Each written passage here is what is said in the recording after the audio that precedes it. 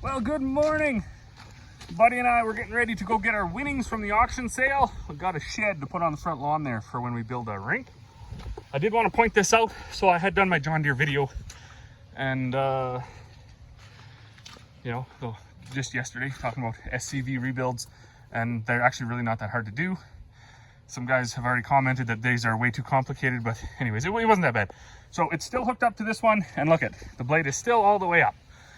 So I was successful in my rebuild as well for $300 for the valves, $75 for the, so we'll call it $450 for parts, and an hour's worth of my time.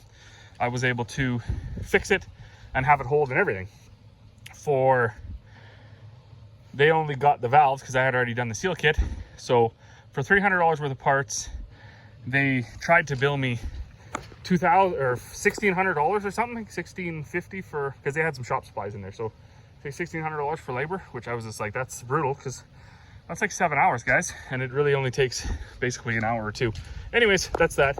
Blade's still up, so I did fix it. I was worried if the blade was going to be down this morning. All right, so anyways, coat's off, hopping in the truck, and we are off. We got all sorts of straps and things. We'll see how this goes. Well, good afternoon. So it's 3 o'clock. Wow. So anyways, Buddy and I got home. We were successful in picking up our shed there, whatever you want to call that thing. And then I was over here really admiring the fact that this blade is still up. Pretty proud of that. We also got this mill back together. So it had fallen into some disrepair. About 20 bags into the major overhaul that we had done on it. So there was this part down here. If you go back in some of my videos and you care to know, if you're a 358 New Holland mixed mill-ish person, that's new. So my machinist neighbor, he's actually built the shaft. Now he's built that coupler piece, at least part of it. He built that hanger because that was way too weak, and fixed the coupler end on the other side of it. He's also built a few shafts at the back, and he's made a few other parts for this old girl. So he was been a very valuable neighbor. I'm glad he decided to move over here.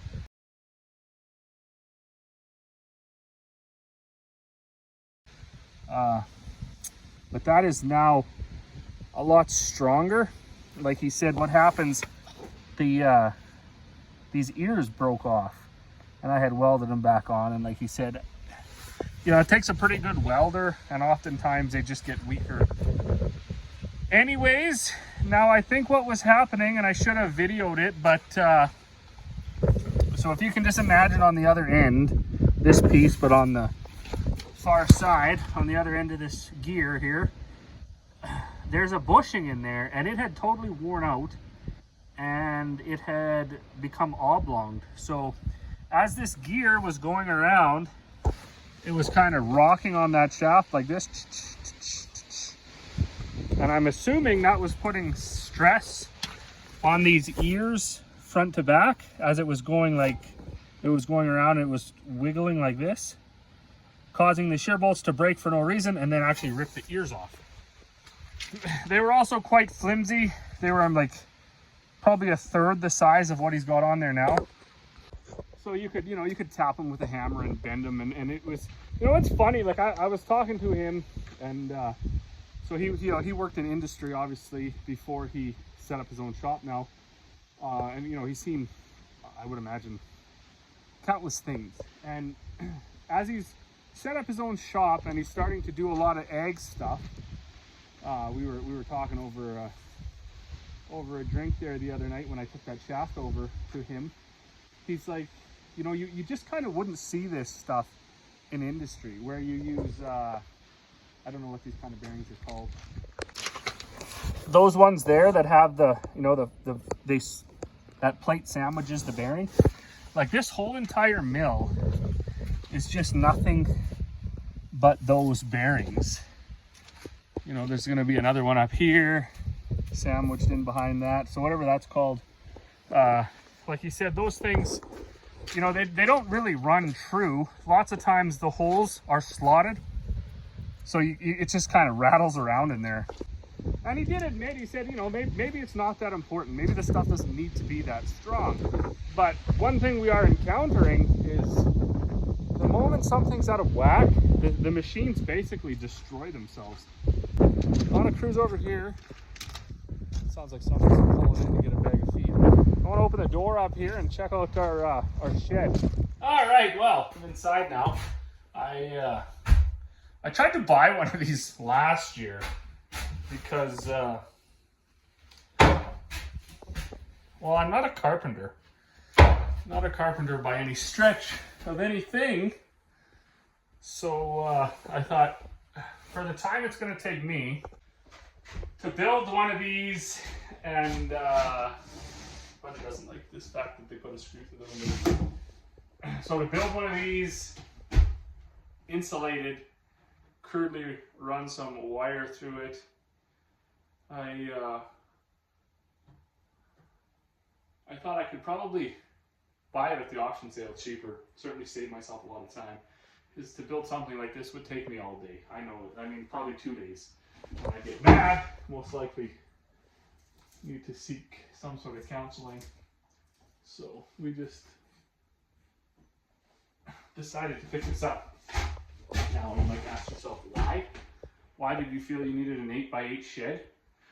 Well, every year we make a rink for the kids. Didn't last year because it didn't snow and hardly froze. Froze like for 21 days out of the whole winter. But we have a spot over there by Mom and Dad's motorhome where there was, way back in the day, there was another mobile home sitting there, so there's water there. I'm not exactly sure if there was a power line there or not, but there's a water line. So what we want to do is cut a hole in this floor and set this over top of it. That way we can put a tiny little heater in here, and we can use that all winter long to flood the rink for the kids, instead of trying to rig up a hose and everything, and a tank in the shop, and those totes and everything. A couple things I didn't take into account though is the door is too small to fit a tote through. So we're not going to be able to fit a tote in here. So what we're going to have to do is find a smaller tank, I suppose.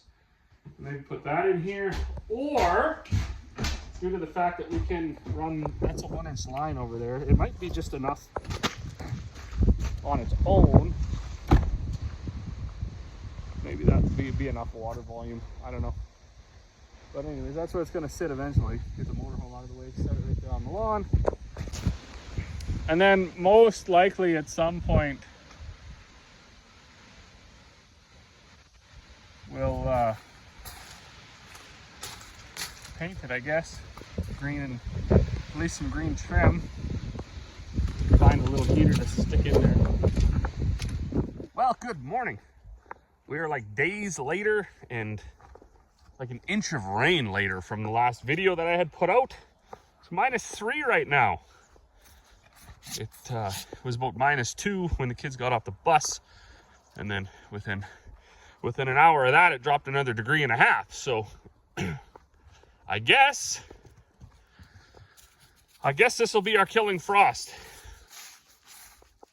I didn't get, look at, you can see the puddles. I didn't get to do much feed making. I didn't get to do much of anything really. All I got was the mill moved out of that mud hole over there, and it's now over here. And then this one, the old backup mill, while it's here doing its thing, I'm going to get going right away here. I got a whole bunch of bags to make, so I'm going to try to get that done, and then maybe we'll get out and do a little bit more anhydrusing. I got 100 acres done over here, so there's about 80 acres left, I guess, to do here, and then that'll be done. But I don't know what the weather's going to do, right? Once the ground freezes up, you can't do no more tillage. We were going to do a little bit more than we've done, but I mean, there just hasn't been the time, right? It seems to be the thing around here, is it always gets away from you. There's lots to do, and not enough bodies to do all the work. So we will see where we get to. Dad was out yesterday. He took the grain truck home. He was cutting all the trees at his house, so he was going to use that.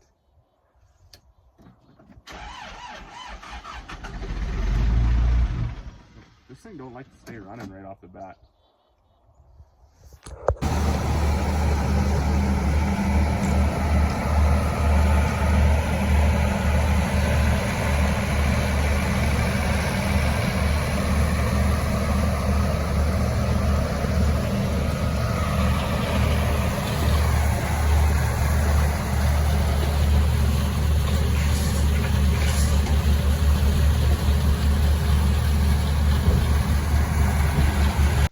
Well, good morning. I don't even know what day it is today. Look at my watch here. Friday, October 11th.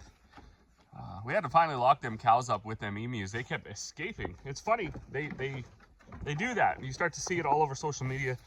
People are like, "Oh, there's cows out on such and such a range road," and it's always about the time where the grass has lost absolutely all of its nutritional value.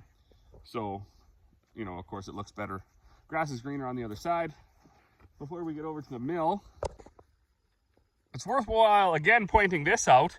So this was my I took the old lady's watering can and I filled it up like half full of water, half full of molasses, something like that. And I did a test. I tried to write my name on the lawn here, and that's what happened. So it is undeniable that there is a massive advantage to the grass that has been treated with water and fertilizer over the grass that hasn't. So I'm excited for next year. Gonna get a little more serious about applying that to some of our cereals, because I mean that just speaks volumes, right? If the plant is that much more healthy, obviously it's going to benefit. Seed production is going to benefit. You don't need a whole bunch more science than that. Mother's been out anhydrusing the last day and a half here. We got that hooked up for her. She come in yesterday and was fueling up. So she parked right here. And I was like, what is going on here? What's that?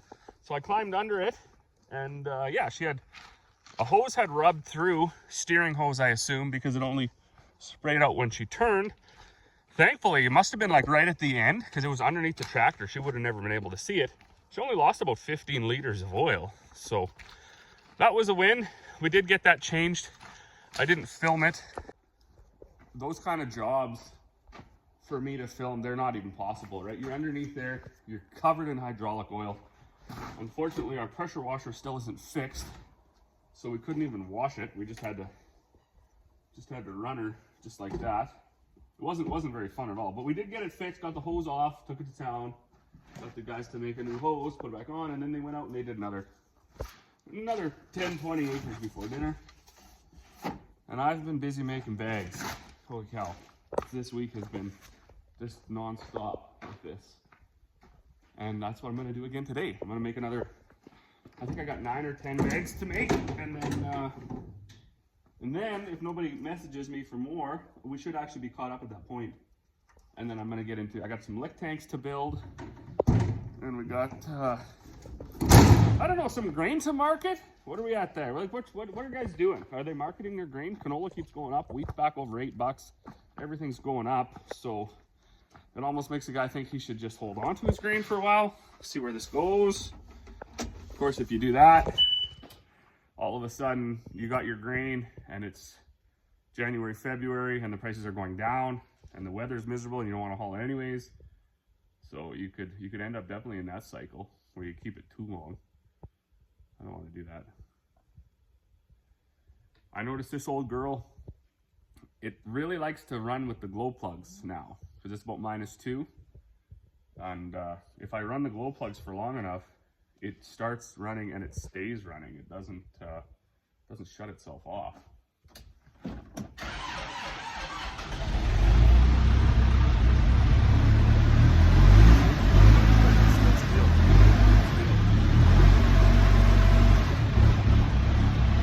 Looks good. What happened? happened here, buddy?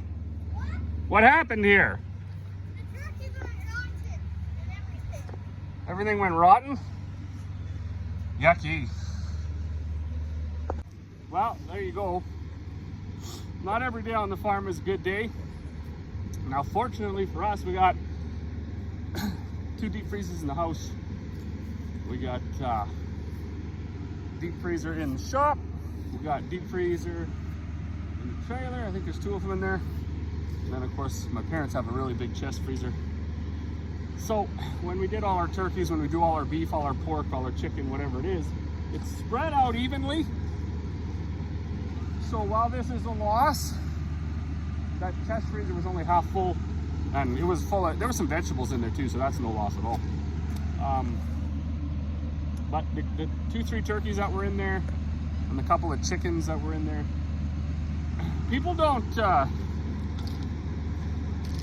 people that aren't producers, they don't understand the amount of work that goes into getting a chicken or a turkey, or any animal for that matter, from birth to butcher and then safely stored. It's incredible. It's not just feeding and animal welfare, right? You got predators, you got disease, you got, like, literally everything is working against you when you're trying to do this. And, you know, we do it mainly because we like it. And I know it's a form of entertainment for us. That's basically the main reason we do this. You know, Safeway, IGA, Costco, those things all exist. We're not going to go hungry if we don't do this. We do it because we really, really enjoy it. These setbacks, however, it's not so much of a financial frustration or a food security thing. It wrecks on you on like an emotional level. You know, Corey, she started out with 20 turkeys. By the end of it, we were down to, I think, 10. By the time the predators took what they wanted all summer, she's out. She's feeding them every day. She's looking after them. You know, we got our good friend, the gentleman farmer over there. Him and his family, they helped us butcher them like 2 weeks ago, and now we got 3 that are going to go for dog food.